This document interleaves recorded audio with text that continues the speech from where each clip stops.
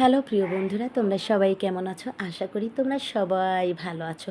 তো আমার ভালোবাসার বন্ধুরা, আজকে তোমাদেরকে আমি যে গল্পটা শোনাবো সেটা খুবই লোভনীয় একটি গল্প। তো চলো বন্ধুরা, শোনা যাক কী গল্প। আজকের গল্পটা মূলত শালি ও দুলাভাইকে নিয়ে। কী ঘটনা ঘটেছিল শুরু থেকে শেষ পর্যন্ত তোমাদেরকে আমি শোনাবো। তো এটা কোনো নাটক বা সিনেমার গল্প নয়, বাস্তবে ঘটে যাওয়া একটি গল্প। তো প্রিয় বন্ধুরা, আর দেরি না করে গল্প শুরু করি। প্রিয় বন্ধুরা, একটি গ্রামে খুবই সুখী দাম্পত্য একটি জীবন ছিল, সংসার ছিল, যারা দুজনকে খুবই পছন্দ করে বিয়ে করেছিল। যাকে বিয়ে করেছিল তার নাম ছিল রেশমা বেগম। তো রেশমা বেগমের বয়স খুবই অল্প ছিল। রেশমা বেগম এক বাবার এক মেয়ে ছিল। তো রেশমা বেগমকে বিয়ে করার জন্য সেই আহমদ নামের লোকটা তার বাবার পিছু পিছু বাড়ি পর্যন্ত আসে। তারা শহর থেকে গ্রামের উদ্দেশ্যে রওনা করেছিল।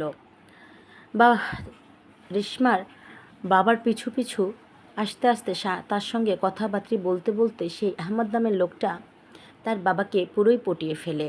রেশমার বাবা খুবই সহজ সরল ছিল, খুব গৃহস্থ মানুষ ছিল। রেশমার বাবার একটাই ছেলে, একটাই মেয়ে ছিল, যে মেয়েটির নাম ছিল রেশমা আর ছেলেটির নাম ছিল লায়ক।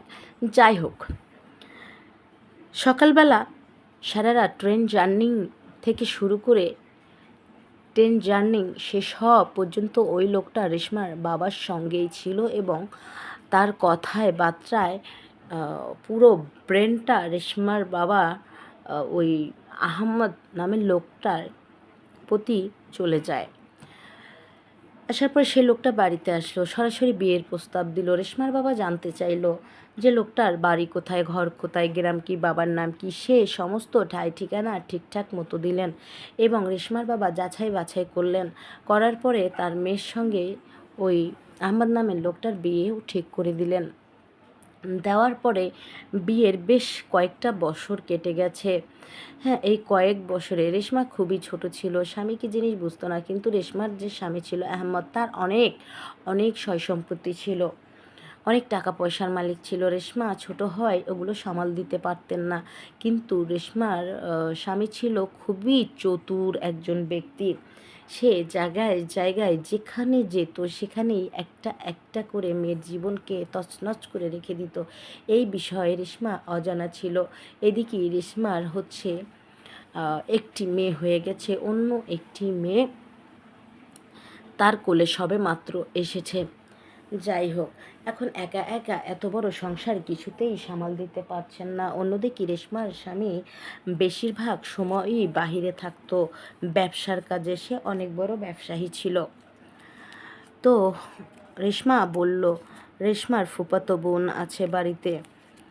তো প্রথমে গ্রাম থেকে এভাবেই 3টা কাজের মেয়ে আসলো গেল, কিন্তু তারা এত কিছু সামাল দিতে পারছিল না। কিন্তু রেশমার ফুফাতো বোনকে এই বাড়িতে কাজের জন্য আনা হলো, যে নিজের বোন একটু বাচ্চা কাচ্চা দেখবে, সাহায্য করবে, এটাই তো অস্বাভাবিক কিছু না। বিনিময়ে ওকে লেখাপড়া করাবো, খাওয়া দাওয়া করাবো। ওর বাবাও নেই, ওর বিধবা মা আছে বাড়িতে, যে তার বাবার কাছেই থাকতো, মানে রেশমার দাদার বাড়িতেই থাকতো। যাই হোক, সেখান থেকে ওই মেয়েটাকে নিয়ে আসা হলো। আনার পরে ওই মেয়েটা রেশমার বাড়িতে থাকা শুরু করলো। বাস রেশমা যেমন একটু রান্না করতে গেলে হয়তো একটু ডিব্বা ডাব্বা আগায় দেওয়া, হয়তো বাচ্চাটাকে একটু ধরা, এই ধরনের কাজ করতো। বাদবাকি কাজ রেশমা নিজেই করতো। এভাবেই রেশমার একটি মেয়ের বয়স 1.5 বছর, অন্য মেয়েটার বয়স মাত্র 6-7 দিন। যাই হোক, রেশমা তো নিজেও অসুস্থ, এই বলে তার বোনকে বাড়িতে নিয়ে আসা হয়। আসার পরে তার স্বামী মোকাম থেকে বাড়িতে আসে। রেশমা খুবই বেশি অসুস্থ থাকায় রেশমা বাচ্চা দুটোকে নিয়ে ঘুমিয়ে যায়। এখন প্রতিদিন রাতেই তো তার স্বামী তার সঙ্গে ঠিকই শোয়, কিন্তু তলে তলে এই বাড়ি এসেছে 2-4 দিন হয়েছে, তলে তলেই যে তার সেই ফুপ্ত শালীর সঙ্গে গোপন সম্পর্ক গড়ে তোলে তা কেউই বলতে পারেনি। তো এর মধ্যে রেশমা যেহেতু এক বাবার একটি মেয়ে, তার মা তাকে ছাড়া থাকতেই পারতেন না, খুবই কষ্ট হতো। তার মা এসেছে তাকে নেওয়ার জন্য, নিয়ে মোটামুটি বাড়িতেও গেছে। যাওয়ার পরে এখন রেশমার স্বামী সঙ্গে ঠিকই গেছে, কিন্তু সেখানে কখনোই অবস্থান করেনি। এখন ওই মেয়েটা তো মানে রেশমার বোন তো রেশমার সঙ্গেই এসেছে। রেশমার কিছু প্রয়োজনীয় জিনিস নেওয়ার জন্য রেশমাকে আবারও ওই রেশমার বাড়িতে পাঠানো হয়েছে। সেখানে যেমন রেশমাও গেছে, অমনি গায়েব হয়ে গেছে রেশমার সেই ফুপ্ত বোন। তারপরে রেশমার মা বলল যে আচ্ছা, এই তোর স্বামী কোথায় গেল? এদিকে তোর ফুফাতো বোনও নাই, তুই পাঠালি বাড়িতে, তোর স্বামীও নাই। তোর দাদি আমাকে একটু আজব কথাবার্তা বলেছে, তুই বাড়িতেই থাক, আমি আসছি। এই কথা বলে রেশমার মা চলে গেছে সোজা রেশমার বাড়িতে। যেয়ে দেখে দুজনই তাদের বাড়িতে দরজা জানালা সবই লাগানো, কিন্তু গ্রামের বাড়ি, জানালায় তেমন একটা ভালোভাবে ফাউন্ডেশন করা নেই, যার কারণে ফুটাফাটি দিয়ে মোটামুটি সব কিছুই দেখা যায়। রেশমার মা নিজে চোখে দেখে এসেছে যে ওরা দুজন দুজনের সঙ্গে গোপন সম্পর্কে আবদ্ধ হয়েছে। এইটা দেখে আইসা রেশমার মা তো কান্দা কাইটা অস্থির। রেশমা তো এমনিতেই মাত্র সব মিলিয়ে 1 মাসও হয়নি তার ডেলিভারি, অন্যদিকে আরেকটা মেয়ে ছোট। হ্যাঁ, তাকে এই কথা কিভাবে বলবে কিছুতেই বুঝে উঠতে পারছিল না।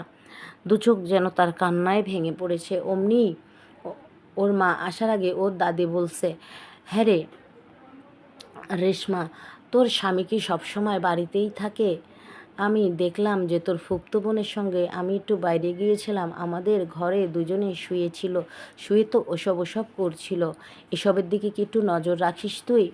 হ্যাঁ, তুইও আমার নাতনি, ও আমার নাতনি, আমি চাই না আমাদের দুই নাতনির মধ্যে কোনো রকম কোনো দ্বন্দ্ব লাগুক। তোর দুইটা বাচ্চা হয়ে গেছে, তুই তোর স্বামীকে কন্ট্রোল কর। রেশমা তো সবটা জেনেই গেল। জানার পরেও দাদিকে বলছে, দাদি তুমি এইটা আবার কি বলো, এটা কিভাবে সম্ভব?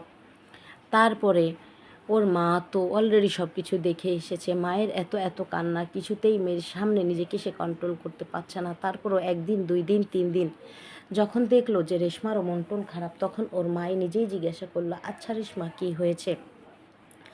তখন রেশমা আবার উল্টো মাকে জিজ্ঞাসা করে, আচ্ছা মা, তোমার মন কেন খারাপ? আমি বাড়িতে এসেছি আজকে 4 দিন, দেখলাম যে তোমার মন টন অনেক খারাপ। তুমি তো গিয়েছিলে তোমার জামাইয়ের পিছু পিছু আমাদের বাড়ি পর্যন্ত, সেখানে কি দেখলে? তুমি তো এসে আমাকে আর কিছু বললে না। আমি তো সেটা জানার জন্যই অপেক্ষা করছি, এজন্যই আমার মনটা খারাপ, আর কিছু না। কিন্তু তার আগে যে তার দাদি তার কানে সব কিছু তুলে দিয়েছে, সেটা তো তার মা কিছুতেই জানতেন না। তখন তার মা দু চোখে পানি ছেড়ে দিয়ে বলছে যে না না, তেমন কিছু না। বলছে, আর কত লুকাবা, আমার যেটা জানার সেটা তো আমি জেনে গেছি, এখন তুমি বললে বিষয়টা ক্লিয়ার হয়ে যেত। বলছে, না ওসব কোনো বিষয় নেই। তারপর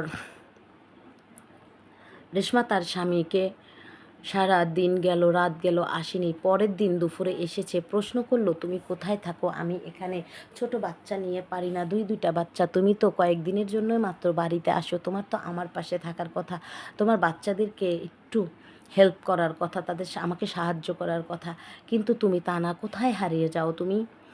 তখন রেশমার স্বামী রেশমাকে বুঝ দিল যে আমি কত কাজ থাকে, কতদিন পর পর আসি, ঘরে বসে থাকলে হয়? তখন রেশমা উত্তরে বললেন যে সবটাই ঠিক আছে, আগেও তো তুমি আমার স্বামী ছিলে, আগেও তো তোমার বাহিরে মোকামে কাজ ছিল, তখন কিভাবে সময় দিতে, এখন কিভাবে দিচ্ছ সেটা কি আমি বুঝতে পারি না? বলো ম্যানেজ করে নাও। এই কথা বলে রেশমা চুপচাপ হয়ে গেল। যাওয়ার পর বললো, ঠিক আছে, আমার শরীর খারাপ, আমি এখন একটু শুবো, তুমি কি শুবে? বললো, না আমার কাজ আছে। তখন সন্ধ্যা ঘনিয়ে এসেছে। গ্রামে সন্ধ্যা ঘনিয়ে যাওয়ার পরে আর কি কাজ থাকতে পারে? রেশমার মনে মোটামুটি প্রশ্নের কোনো অভাব নাই। অন্যদিকে রেশমার তো দাদা ছিলেন না, শুধু দাদি বেঁচে ছিল। দাদি রেশমাদের ওখানেই, ঠান্ডার দিন ছিল, ওরা বিশাল এক আগুনের পুঞ্জ তো বানিয়ে সবাই মিলে আগুনের ছ্যাঁকা নিতেন যাতে ঠান্ডাটা একটু কম হতে পারে। তখন দেখলো যে ওর স্বামীও নাই, ওর ফুপ্তো বোনও নাই। তখন সে চুপ করে নিজেই বাচ্চাকে মায়ের কোলে ও দাদির কোলে, 2 বাচ্চা 2 দিকে দিয়ে সে চুপ করে পুরো বাড়িটা খুঁজে খুঁজে দেখছিল। এমন সময় কিছু এমন ধরনের আওয়াজটা আসছিল রেশমার দাদির ঘর থেকে। তো রেশমা চুপ করে তার দাদির ঘরের দিকে গেল। যাওয়ার পরে যে শব্দটা ও পেল, দেখে ফুসফুস করে তারা দুজন কথা বলছে। তারই দাদির ঘর থেকে। তার দাদির ঘর ছিল মাটির একটা ঘর, জ্বালানা দেওয়ার মতো কোনো অপশন ছিল না। জ্বালানা মাটির দেওয়ালের মধ্যে কাটা ছিল, শুধু 2টা শিক দেওয়া ছিল মাত্র। তো রেশমার হাতে টর্চ লাইট ছিল। টর্চ লাইট মেরে দেখে তারা একে অপরের উপর। ব্যাস, আর কিছু বাকি থাকলো না রেশমার। এখন তো শুধু কান পরা নয়, এখন তো নিজের সামনে প্রমাণ সহকারে হাতে না হাতে ধরল। হ্যাঁ, তো রেশমা খুব বুদ্ধিমান ছিল। টর্চ লাইটটা সে জ্বালানা দিয়ে না মেরে তার আর বুঝতে বাকি ছিল না ওখানে তার স্বামী আর তার বোন তার সংসার ভাঙায় ব্যস্ত হয়ে পড়েছে। সে সুন্দর করে তার দাদির ঘরের দরজাটা জাস্ট একটু চাপানোই ছিল। ঢুকে সুন্দর করে লাইটটা মেরে দেখে ওনারা 2জন জন্মদিনের পোশাকে আবদ্ধ, হাতে না হাতে ধরে ফেলল। তারপর থেকে রেশমা ওই স্বামীর সংসার আর কিছুতেই করেননি। আর ওই স্বামীটাও এত বড় নিষ্ঠুর, রেশমাকে ওই অবস্থায় ছেড়ে দিল। সেই থেকেই রেশমা 2 সন্তানকে নিয়ে আলাদা আলাদা থাকেন এবং একাই তামাম দুনিয়ার সাথে লড়ে সেই সন্তানদের দায়িত্ব নিজের কাঁধে তুলে নেন। অন্যদিকে সেই রেশমার স্বামী আহমদ, সে তো সেই মেয়েটাকে নিয়ে ফুর্তি করতে করতে সেই মেয়েটাকে নিয়ে ঘর বসাই ফেলছে। এই হচ্ছে মূল ঘটনাটি। তো প্রিয় বন্ধুরা, এটা কোনো নাটক সিনেমার গল্প নয়, বাস্তবে ঘটে যাওয়া একটি গল্প। গল্পটি তোমাদের সঙ্গে আমি এই কারণেই শেয়ার করলাম, শুনো। শালি আদা ঘরওয়ালি। তবে হ্যাঁ, বেশিরভাগই সংসার বাহিরের মেয়েরা নয়, ঘরের খুব কাছের আপনজনরা ভাঙে।